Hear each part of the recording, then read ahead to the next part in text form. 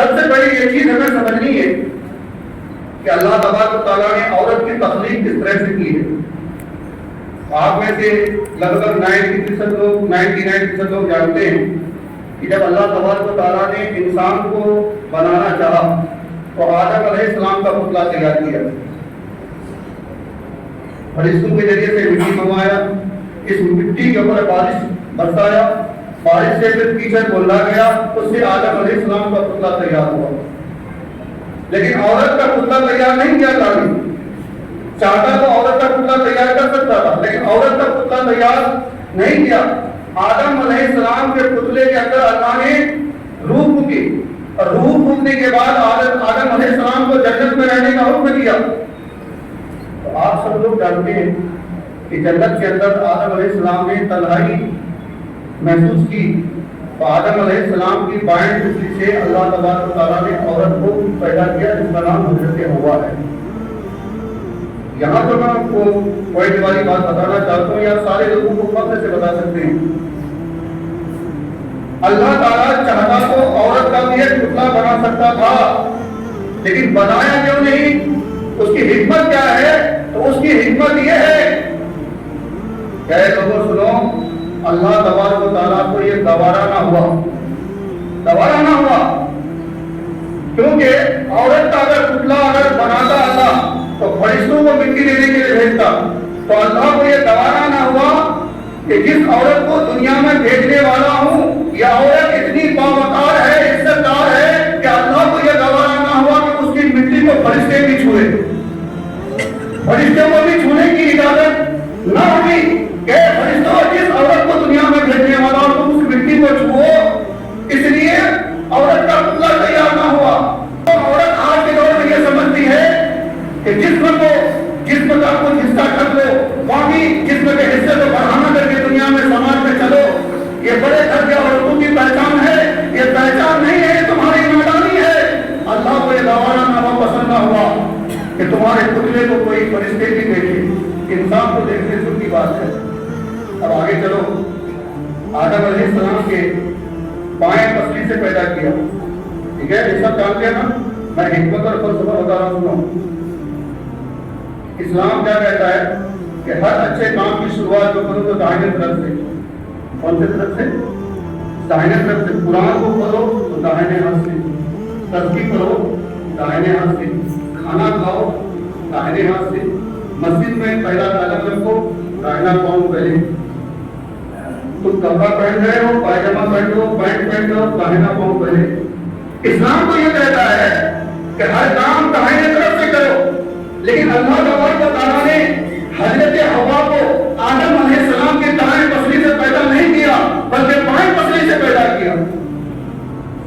اے اللہ، تمام نبیوں نے رسولوں نے یہ حکم دیا کہ دائیں طرف سے ہر کام کرو، لیکن تو نے ہوا کی جو تخلیق کی، ہوا کو جو بنایا، ہوا کو جو پیدا کیا بائیں پسلی سے، بائیں طرف سے، اس کا فلسفہ کیا ہے؟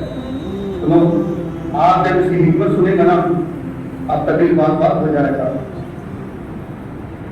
انسان جو بھی جانتا ہے، ڈاکٹری لائن سے جو لوگ تعلق رکھتے ہیں ان سب کو پتا ہے کہ انسان کے جسم کا مین پارٹ جو ہے نا وہ بائیں طرف ہے. کس طرف ہے؟ بائیں طرف. آپ کا دل کدھر ہے بتاؤ؟ بائیں طرف. دل ہمارا بائیں طرف ہے اور جسم کا جو مین حصہ ہوتا ہے وہ بائیں طرف ہے.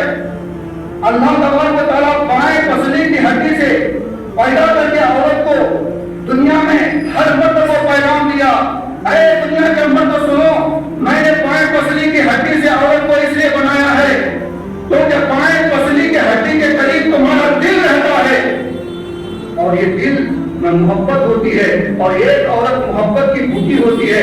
تم اگر اسے محبت سے پکارو گے تو تمہارے نام پہ جان قربان کرنے کے لیے تیار ہے. اگر تم محبت اس سے نہیں کرو گے، نفرت سے اگر پیش آؤ گے تو تمہارا گھر بھی وہ برباد کر سکتی ہے.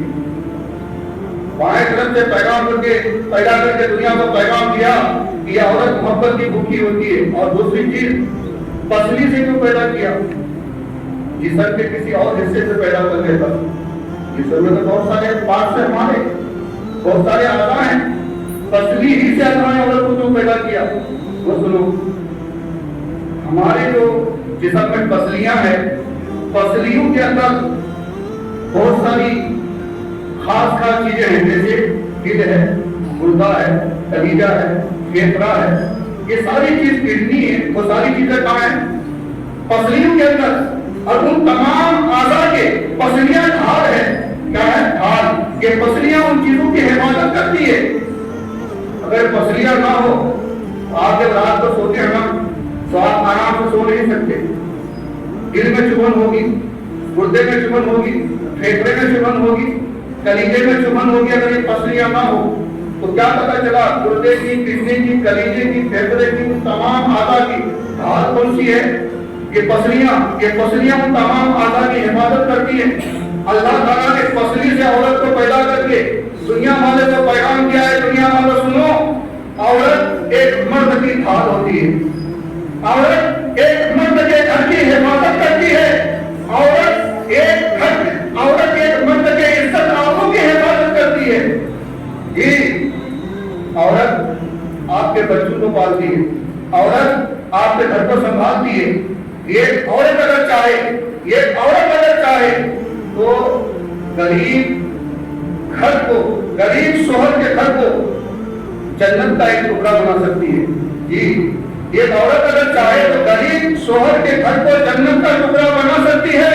और वही औरत अगर अपनी असलियत पे आ जाए तो एक अमीर शोहर के घर को जन्नत का टुकड़ा बना सकती है। एक औरत का बहुत बड़ा किरदार होता है। और उलमा ने फलसफा ये बयान किया कि पसली, लोग अक्सर मिसाल देते हैं कि पसली टेढ़ी होती है, इसलिए औरत के अंदर टेढ़ापन है। ये बात बिल्कुल दुरुस्त है, ये बात बिल्कुल दुरुस्त है। जो औरत बिल्कुल सीधी सादी होती है, मर्दों का रुझान उसके तरफ नहीं जाता, उसके तरफ मर्दों का रुझान नहीं होता है। औरत के अंदर जब नखरा हो, थोड़े से उनके अंदर नखरे हो, चिड़चिड़ापन हो, मर्द उसके अंदर दिलचस्पी ज्यादा लेता है। तो बाएं पसली से अल्लाह ने इसे पैदा इसलिए किया। तो यहाँ एक चीज तो पता चल गया कि औरत को मिट्टी से क्यों नहीं बना, सबसे पहले औरत को मिट्टी से क्यों नहीं बनाया, और पुतला तैयार उसका क्यों नहीं किया, और पसली से क्यों बनाया, इसका खुलासा हो गया।